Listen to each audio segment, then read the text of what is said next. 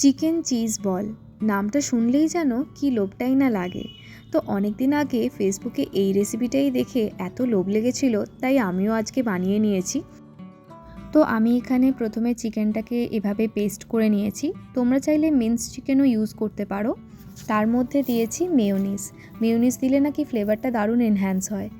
তারপর এখানে দিচ্ছি আদা রসুনের পেস্ট আর পেঁয়াজ, কাঁচা লঙ্কা, ধনেপাতা কুচি। একদমই বাড়িতে যা যা ইনগ্রিডিয়েন্টস থাকে সব সেগুলো দিয়েই হবে।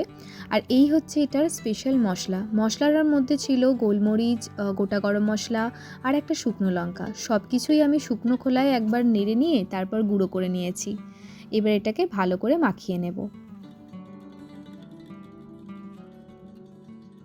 দিয়ে দিলাম 1 চামচ নুন, আর তারপর এগুলোকে বলের মতন শেপ করে করে রাখবো।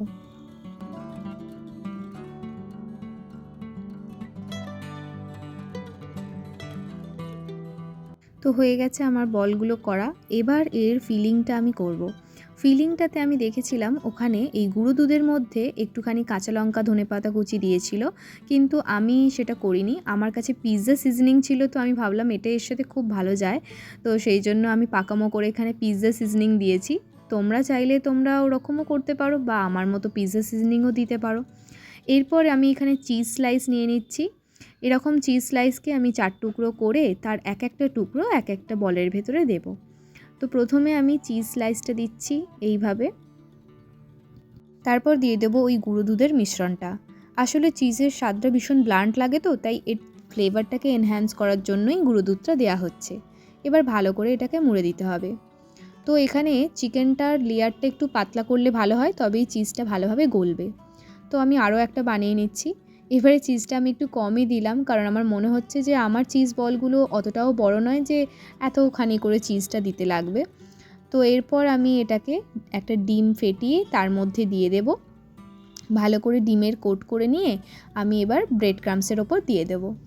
ব্রেড ক্রাম্বস আমার কাছে ছিল না, তো আমি ওই যে টোস্ট ছিল টোস্টটাকেই গুঁড়ো করে নিয়েছি। তোমরা চাইলে প্যানকো ব্রেড ক্রাম্বস দিয়ে করতে পারো, ওটা তো আরও ভালো হয়। এবার ভালো করে এগুলোকে গোল গোল শেপ করে এরকমভাবে অনেকগুলো করে রেখে দেবে। এবার একটা একটা করে ভাজতে লাগবে।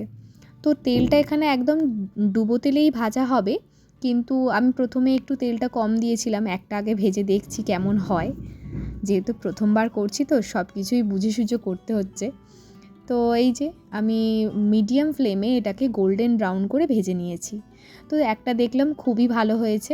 এবারে আমি কনফিডেন্স পেয়ে গেছি, তো আমি একসাথে 5-6টা দিয়ে দিয়েছি। এরকম সেমভাবেই অনেকক্ষণ ধরে কিন্তু ভাজতে টাইম লাগবে, কারণ চিকেন আছে তো, আর ভেতরে চিজটাও গলাতে হবে। তো মোটামুটি 5-6 মিনিট লেগেছে আমার ভাজতে এক একটা ব্যাচ। আর সবসময় কিন্তু মিডিয়াম ফ্লেম রাখবে। এই তো চিকেন চিজ বল একদম রেডি হয়ে গেছে। এই দেখো ভেতরটা দেখাচ্ছি। দেখতে পাচ্ছ কি চিজটা বেশ সুন্দরভাবে গলে গেছে। এখানে কিন্তু চিজ পুল হবে না, চিজ পুলের জন্য সেই ব্লক চিজ ইউজ করতে হয়, বাট সেটা অতটা তাড়াতাড়ি গলে না। তো আমি এই চিজটাই ইউজ করেছি, আর এটা অসাধারণ খেতে হয়েছে। তো তোমরাও বাড়িতে অবশ্যই ট্রাই করো, দেখবে দারুণ লাগছে। দেখা হচ্ছে তাহলে পরের একটা ভিডিওতে।